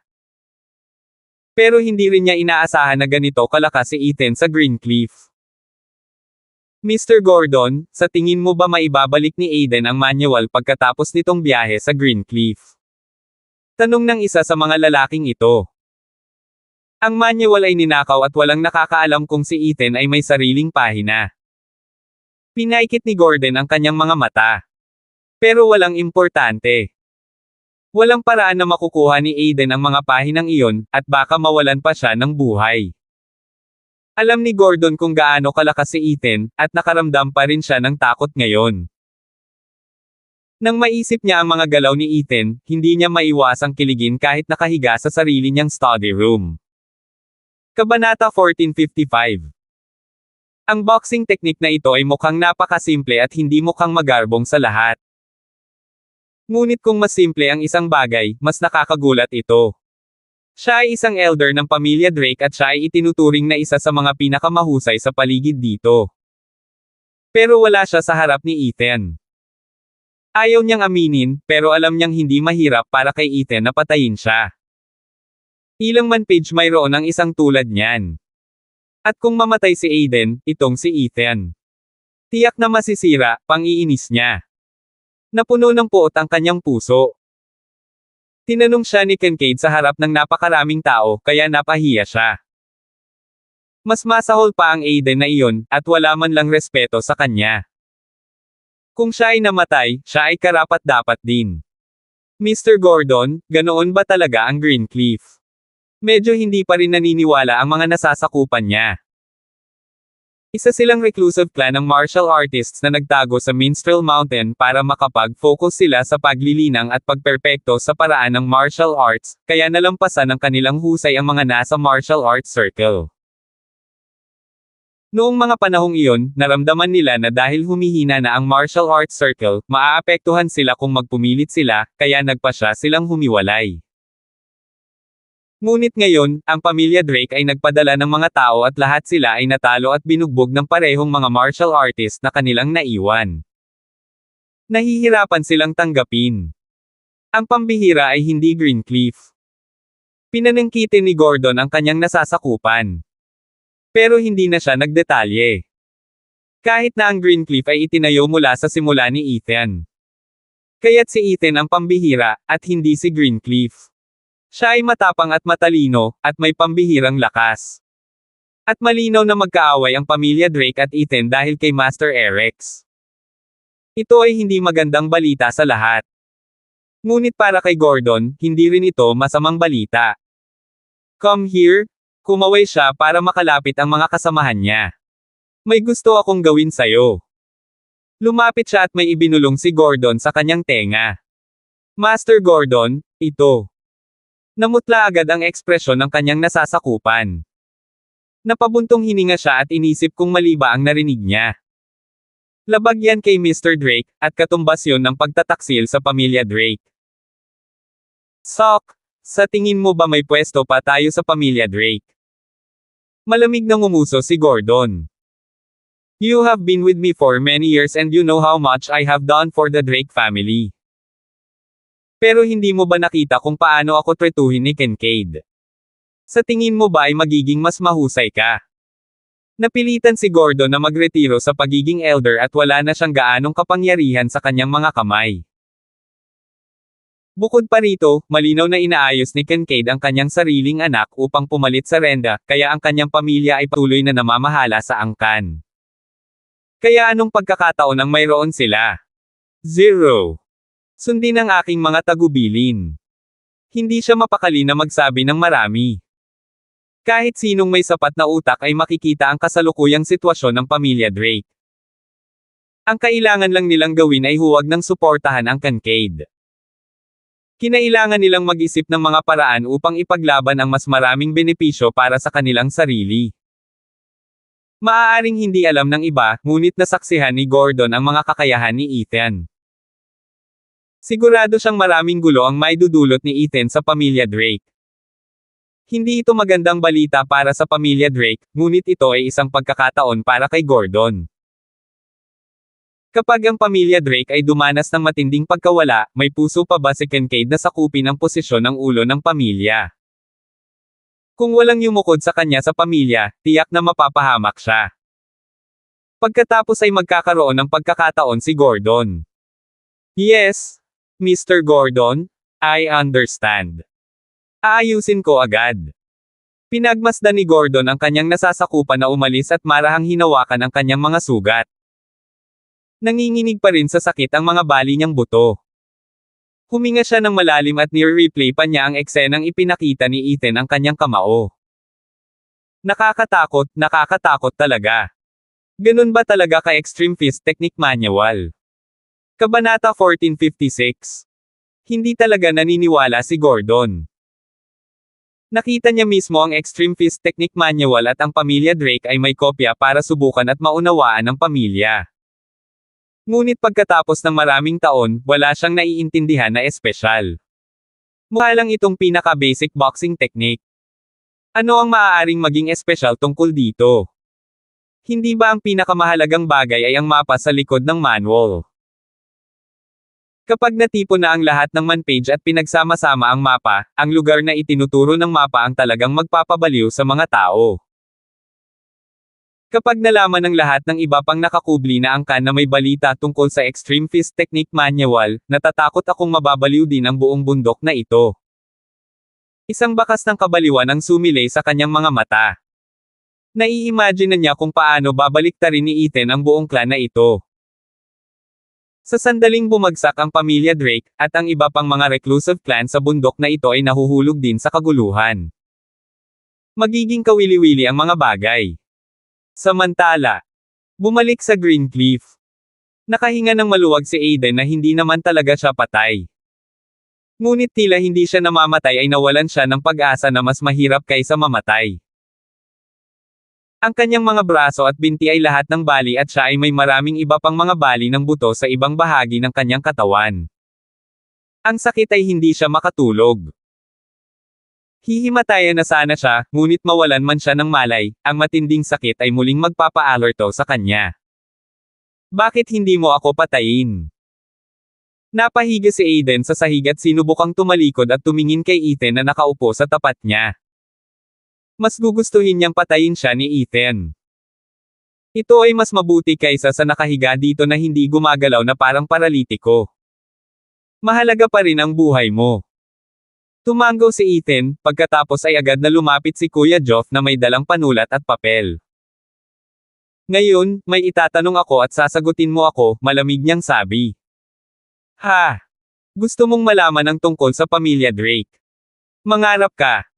Hindi siya pinansin ni Ethan at bumangon. Pinakamabuting iwanan ito sa isang tulad ni Kuya Geoff. Geoff, sa kalahating oras, sabihin mo lahat ng gusto kong malaman. Sa kalahating oras, si Ethan ay magsisimulang magtungo sa tirahan ni Drake sa Minstrel Mountain. Ang kanyang Panginoon, si Lord Erex, ay nag-alay ng kanyang buhay ngunit hindi pa rin nailigtas si Rosa, kaya't si Ethan ay hindi uupo at walang gagawin.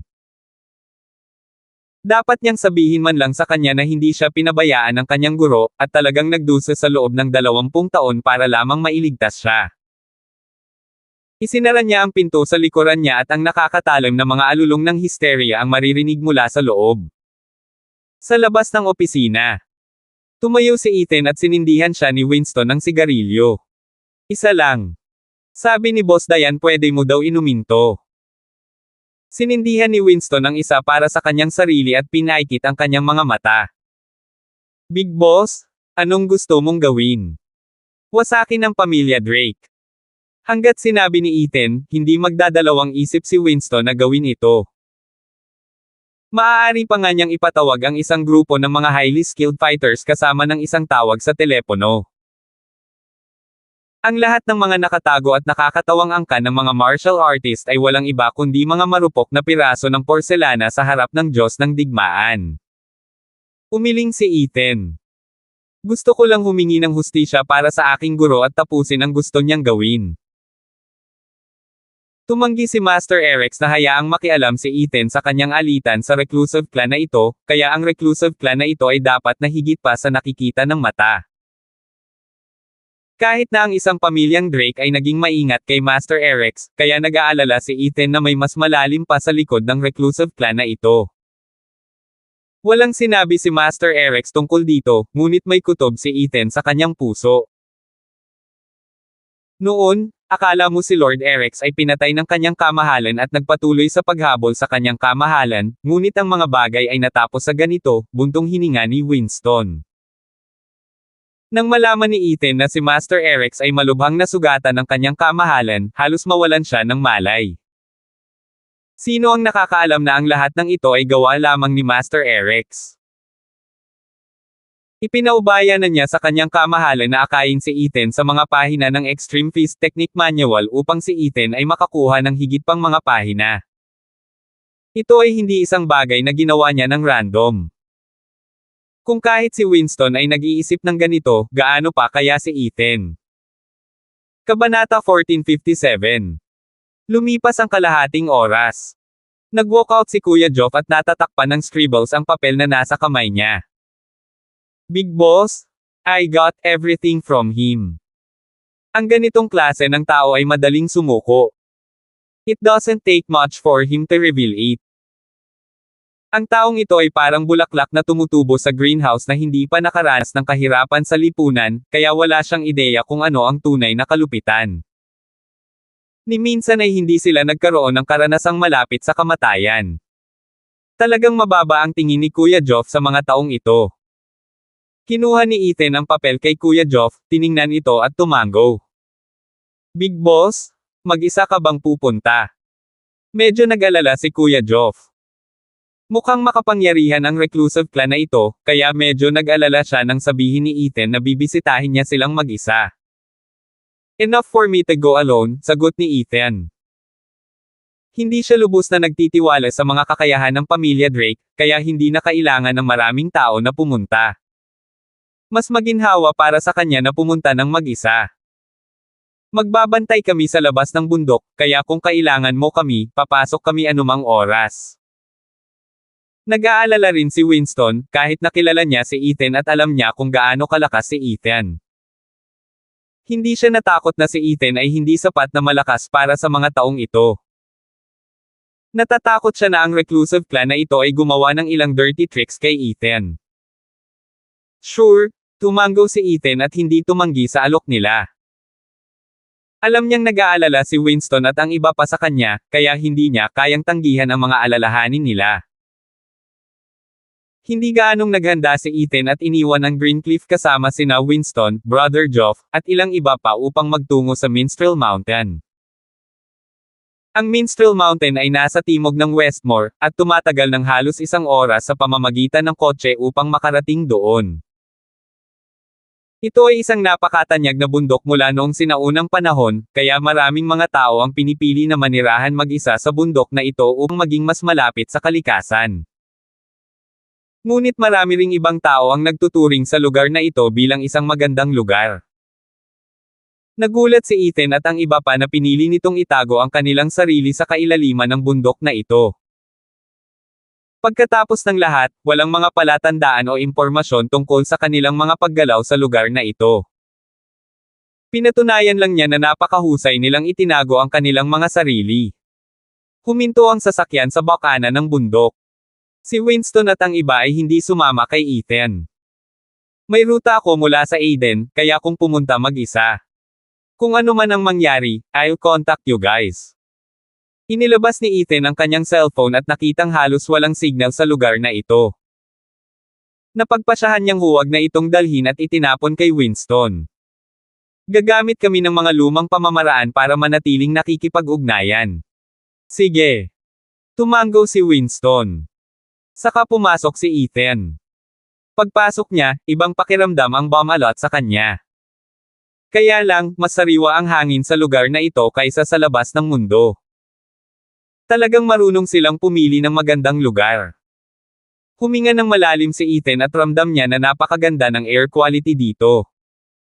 Siguradong amoy ito ng kalikasan. Ang ganitong kapaligiran ay tiyak na kapaki-pakinabang lamang para sa isang taong nagsasanay ng martial arts at hindi mapanganib. Ipinaalam ni Kuya Geoff kay Aiden ng detalyado ang daan patungo kay Fang, kaya sinundan ni Ethan ang mga baluktot na linya sa mapa na iginuhit ni Kuya Geoff para sa kanya. Ang mga kalsada sa bundok ay mahirap daanan, at karamihan sa mga tao ay hindi makakarating ng napakalayo ng walang sapat na tibay. Halos imposibleng mahanap ang mga reclusive clans na ito, at kahit na nakarating ka dito sa loob ng mga bundok, ang pag-alis ng buhay ay ibang bagay. Ang Drake family at iba pang reclusive clans ay itinago ang kanilang mga sarili ng napakalalim sa mga bundok, natural lang na hindi sila matuklasan. Medyo masikip at mabigat ang atmosphere sa pamilya Drake ngayon. Walang tigil ang lakad ni Kincaid sa main hall at mukhang bigo. 2 araw nang wala si Aiden at nawalan sila ng komunikasyon sa kanya. Wala man lang balita sa kanya. Nagpadala si Kincaid ng isang tao upang malaman ang higit pa, at wala ring tugon mula sa kanila. Isang biyahe lang sa Greencliff para kunin ang manual. Hindi ito dapat magtagal. Mr. Drake, wala pa pong balita. Kabanata 1458. Ipagpatuloy ang pagsubok. Sigaw ni Kincaid habang kumakaway sa mga tauhan niya. Bigla siyang sumimangot na parang may naisip. Muli niyang tinawag ang mga tao, nasaan si Elder Gordon? Sabihin sa kanya na pumunta rito. Mayroon bang anumang hindi sinabi ni Gordon noong nakaraan? Last time, special town lang daw ang Greencliff pero wala naman siyang binanggit tungkol sa nangyari kay Ethan. Masama ang kutob ni Kincaid tungkol dito. Nagkulong si Elder Gordon. Sinabi niya na nagpapagaling siya at ayaw niyang makita ang sinuman. Lalong sumimangot si Kincaid. Humph! Hayaan mo siyang gumaling pagkatapos. Alam niyang sadyang pinapakita sa kanya ng matandang bastard ang ganitong ugali. Dahil gusto niyang gumaling, kaya niyang gumaling hanggang sa araw na siya ay namatay. Maaaring kalimutan ni Gordon ang pagiging elder muli. Kapag lumaki na ang kanyang mga anak, lahat ng nasa angkan ng Drake ay nasa ilalim ng kanyang kontrol. Hahayaan niya ang kanyang anak na maging matanda sa angkan na ito. Kahit ang pinakawalang kwentang Evan. Basta isa sa kanya, sapat na iyon. Napakaraming pahina ng Extreme Fist Technique Manual ang lumabas, kaya napakaposibleng makuha ang lahat ng siyam. Sabi ni Kincaid sa sarili. Kapag kumpleto na ang mapa, saka ko na mahahanap ang bagay na iyon. Kapag nangyari iyon, ang pamilya Drake ay aakyat ng mataas, at tayo ang mamamahala sa mundong ito sa hinaharap. Ang kanyang mga labi ay pumulupot sa isang nasisiyahang ngiti, na para bang nakikita na niya na sa malapit na hinaharap, ang pulang simbolo ng ulap na kumakatawan sa pamilya Drake ay kilala sa buong mundo. Isang malamyos na kampana ang umalangaw-ngaw. Agad namang tumangala si Kincaid. Sino ito? Ang kampanang ito ay nagmumula sa pangunahing pasukan sa tirahan. Magriring lang ito kung may bumisita sa kanila. Ngunit ang pamilya Drake ay isang reclusive clan at maging ang ibang reclusive clans ay halos hindi na bumisita. Ang mga ordinaryong tao ay hindi kailanman makakarating sa kabundukan. Kahit si Gordon na nagtatago sa kanyang pag-aaral ay naririnig ang kampana. Agad siyang tumayo. Seryoso ang ekspresyon niya habang nakakuyom ang mga kamao, sa kamuling niluwagan. Nandito na ba siya? Tumalon agad ang tibok ng puso niya. Hindi niya alam kung bakit bigla siyang kinabahan. Dahil ba baka pumunta ang lalaki para bisitahin ng personal ang pamilya Drake? Mr. Gordon, Mr. Drake asks you to live again, ang boses mula sa labas ng pinto. Hindi ako pupunta. Sagot agad ni Gordon. Di ba sabi ko nagkulong ako para gumaling at wala akong makikitang tao? Huwag mo na akong guguluhin pa. Sabihin mo lang na wala ako. Out ngayon. Lumabas at harapin ang lalaking iyon. Siguradong si Ethan iyon sa labas. Siguradong dumating si Ethan na kumakatok sa kanilang pintuan. Sinabi niya sa pamilya Drake na ipadala si Rosa, ngunit hindi pinapansin ng pamilya Drake ang kanyang kahilingan. Dahil sa ugali ni Ethan. Siguradong nandito siya. Dapat siya yon sa labas. Ilang beses na palunok si Gordon. Hindi niya akalain na mag-iingat siya ng ganito kababata. Nandito si Ethan. Dapat siya. Kincaid. Ginawa mo ito sa sarili mo. Napagdesisyonan niyang magkulong at huwag lumabas. Kahit anong mangyari sa labas, hindi siya lalabas. Sa ngayon, nakatayo si Ethan sa harap ng main entrance ng Drake residence at may mga taong nakaharang sa daanan niya. Bukod sa mukhang nagulat na may nakahanap sa bahay ni Drake, bakas din sa mga mukha nila ang kalmado at pagkasuklam. Magwala ka. Bawal pumunta dito ng hindi autorisadong tao. Kung hindi ka aalis ngayon, huwag mo kaming sisihin sa pagiging masama. Napatingin si Ethan sa kanila, sa katumangala para makita ang isang malaking karatula sa itaas na may nakasulat na Drake Clan, at isang pulang simbolo ng ulap. Naalala niya agad ang simbolo ng Hidden Sect. Naisip niya kung paano napilitang magtiis at magtrabaho ang kanyang guro para sa isang tao mula sa pamilya Drake hanggang sa itinulak siya sa sarili niyang kamatayan.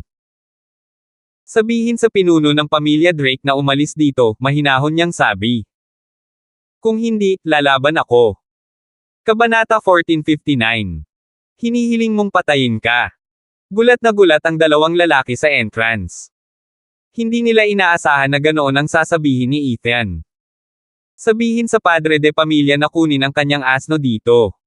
Mapang-abusong lengwahe. At binyantaan pa niya ang mga ito sa pagsasabing kapag hindi lumabas si Mr. Drake, lalaban siya sa pagpasok.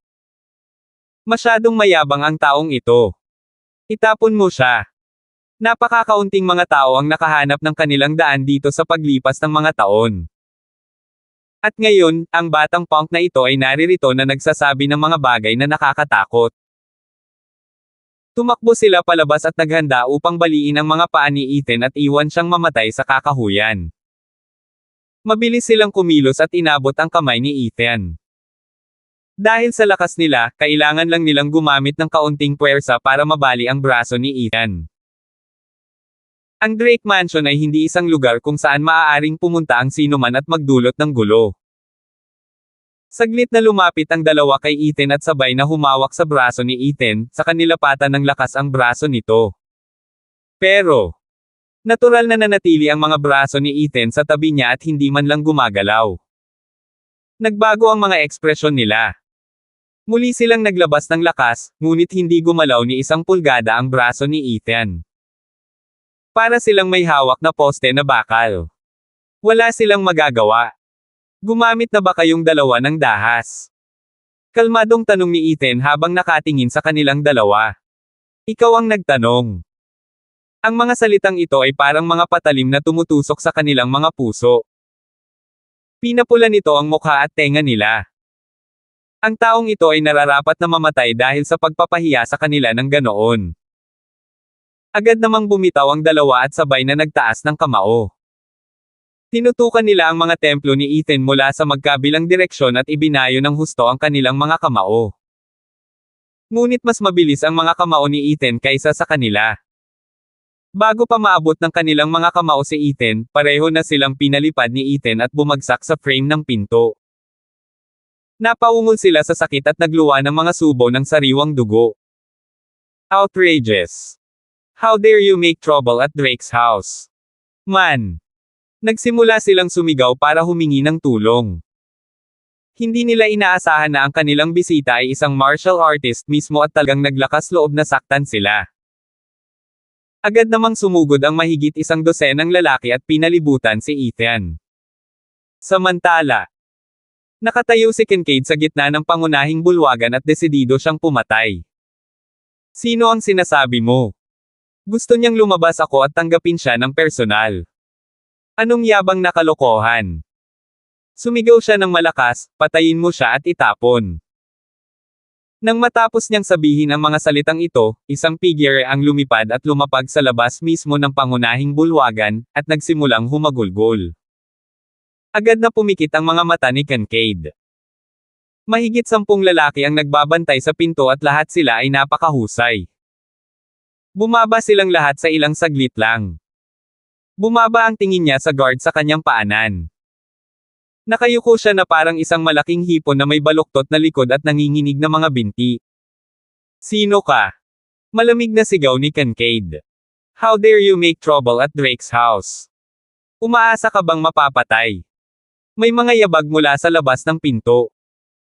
Pagkatapos ay lumitaw ang isang figure sa linya ng paningin ni Kincaid.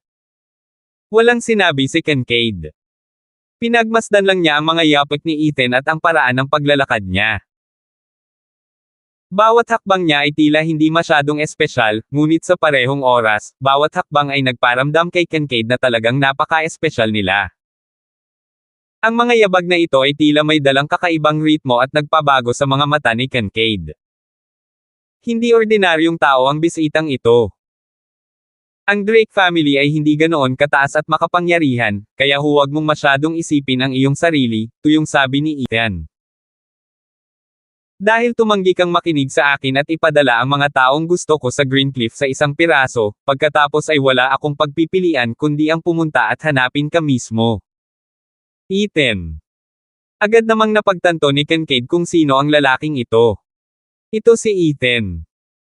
Talagang naglakas loob siyang kumakatok sa pintuan ng pamilya Drake.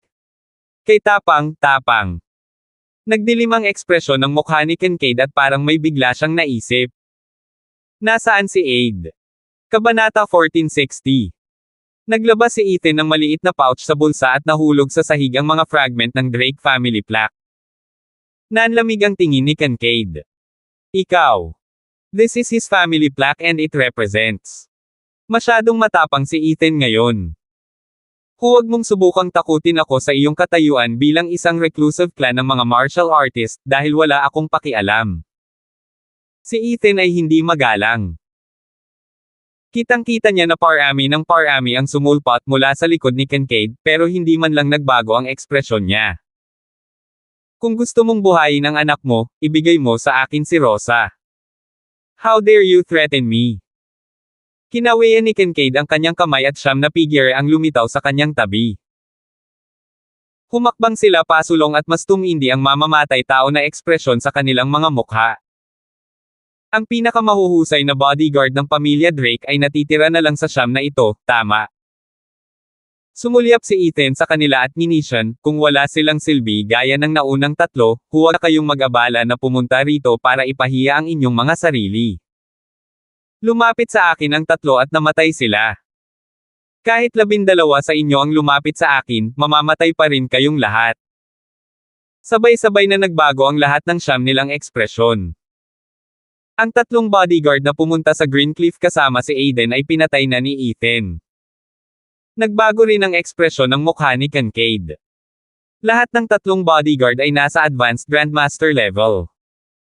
At kahit sa mga advanced na Grandmaster, sila ang ilan sa mga pinakamahusay. Ngunit ang tunog ni Ethan ay parang hindi na kailangang patayin ang tatlong bodyguard. Paano kaya iyon? Biglang natauhan si Kincaid kung bakit. Greencliff iyon. Iyong bawal na lugar. Nabanggit ni Gordon na ang Greencliff ay hindi isang simpleng lugar at puno ng mga mahusay na mandirigma.